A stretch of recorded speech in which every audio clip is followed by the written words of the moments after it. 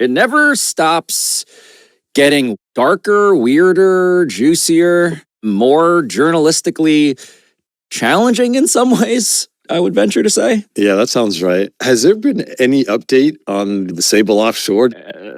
How's that permit go? There was a room at one of the most exclusive golf clubs in the California desert that almost nobody outside its walls ever saw.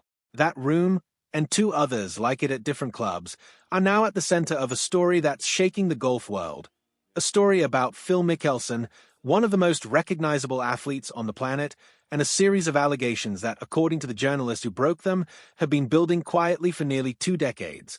The reporting comes from Alan Shipnuck, the writer who authored an unauthorized biography of Mickelson back in 2022, a book Mickelson reportedly wasn't happy about. That history matters because it's part of why Shipnuck says he moved carefully this time. He wanted to make sure that if he published anything, it couldn't be dismissed as a grudge. So let's go through what's actually being reported and what hasn't been confirmed. The first thread involves Mickelson's membership at the Madison Club.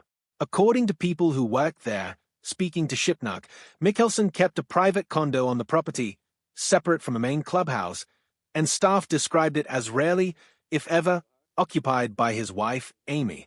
Multiple staff members alleged there was a recurring pattern of female visitors staying overnight. Then, according to this reporting, the membership ended abruptly, not through Mickelson himself, but through a call from his wealth management team informing the club that the condo would be sold and the membership terminated. No public explanation was given. The second thread comes from the Bridges in Rancho Santa Fe. Here, Shipnuck reports that multiple members told him Mickelson paid a cart attendant in cash to drive his phone around the golf course for hours, so that location-sharing data would show him still playing while he was reportedly elsewhere. Eventually, that membership transferred to golfer Xander Schauffele, again with no public explanation.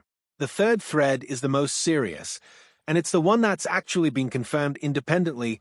Golf Digest reported back in June that Mickelson was asked to leave the Farms Golf Club in Rancho Santa Fe following an accusation of non-consensual physical contact involving a young female staff member. According to that reporting, club officials confronted him during a round and removed him from the property. Individually, 3 club exits might look unrelated. Shipnuck's argument, and it is his argument based on sourcing, not an established fact, is that together they form a pattern. His investigation goes back further than these recent departures. One allegation involves Ashley Perez, who was married to golfer Pat Perez back in 2015. According to Shipnuck's reporting, Mickelson showed her an explicit photo of himself and invited her to his room later that night. That account stayed private for years. It was only after Perez's divorce in 2024 that she reportedly felt able to speak about it on the record.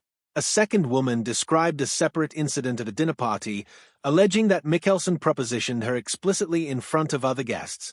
2 other people at that dinner reportedly corroborated her account to Shipnuck, which matters because multiple independent witnesses telling a consistent story is a meaningfully different situation than a single, uncorroborated claim. In total, Shipnuck says his reporting draws on 19 separate sources, some on the record, some providing detailed corroboration anonymously. He's been direct about the fact that no single allegation is what makes the story significant to him. It's the volume and the consistency across separate people, separate clubs, and separate years. Now, here's the other side, because it deserves real space in this story, not a footnote. Mickelson's spokesperson released a lengthy statement, more than 700 words, disputing major elements of the reporting. According to that statement, every club departure was Mickelson's own decision, made freely, with nothing forced about it. On the phone tracking allegation specifically, his team says that's a misreading of an ordinary family location sharing feature, nothing more than a normal way of checking in on a loved one. The statement also referenced a private family health matter and credited Amy Mickelson's support through what the statement describes as 35 years of marriage. Shipnuck and his outlet, Scratch Golf, say they gave both Phil and Amy Mickelson an opportunity to respond to the specific allegations before publishing, and that neither directly disputed the specific details when given that chance. That's worth sitting with for a moment.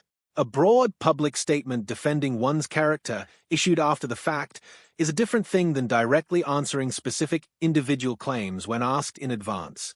Shipnuck's reporting says that opportunity was there and that the specific claims went largely unaddressed. It's also worth remembering who Amy Mickelson is in this story, because she's largely been a private figure despite 30 years married to one of the sport's most public faces. She was a Phoenix Suns cheerleader when she met Phil at Arizona State University. They married in 1996. Beginning in 2009, she underwent treatment for breast cancer, a period Mickelson has spoken about publicly many times as one that reshaped his priorities and, in his own retelling, made him a more present husband and father. That narrative has been part of his public image for well over a decade, which is part of why these new allegations sit so uncomfortably against it. They don't just challenge his record as a competitor, they challenge a personal story he's told about who he became. So where does this actually leave things? As of now, 3 private memberships ended under circumstances that are disputed. Multiple women, across different points in time, describing similar patterns of behavior. A lengthy public denial that addresses the broad strokes but, according to Shipnuck's account, leaves many of the specific claims unanswered.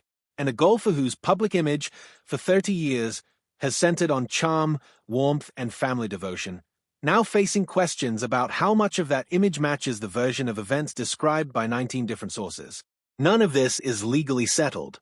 These are allegations, some corroborated by multiple witnesses, some not, and Mickelson's team disputes key parts of the narrative. What happens next? Whether more sources come forward, whether any formal response follows from golf's governing bodies, or whether this quietly fades the way so many stories about powerful people do, is still an open question. But for now, the gap between the image and the allegations is the story, and it's one worth watching closely as it continues to unfold.